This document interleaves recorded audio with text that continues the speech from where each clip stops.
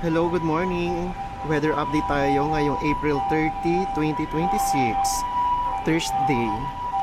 Yes, umuulan ngayon sa Osaka. Andito tayo ngayon malapit sa hotel natin, sa Hotel Sun Plaza. Papunta tayo ngayong Kobe. So, ngayon ay malamig. Siyempre, dahil pag maulan sa Osaka, malamig pag ganitong season. Ang temperature natin ngayon, around 17 degrees Celsius to 21 degrees Celsius. Sabi sa forecast, buong araw daw ganito ang panahon sa Osaka, maulan. Sa gabi ay doon pala mga asahan ang unti-unting paghina ng ulan. So, tignan natin ngayon kung ano ang magiging weather sa Kobe. Pero nag-search ako sa Google, ganito rin daw. Pero check natin dahil doon din naman ang destination natin today. So, see you in Kobe. Hello, nakarating na tayo dito sa Kobe.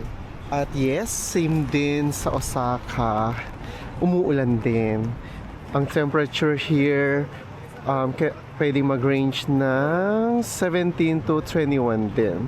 So, currently, it's 18 degrees Celsius here in Kobe.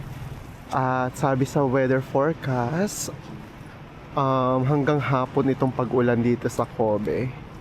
So, sa gabi, unti-unti na mababawasan yung pag-ulan. So, yeah, kahit umuulan dito ay tuloy pa rin tayo.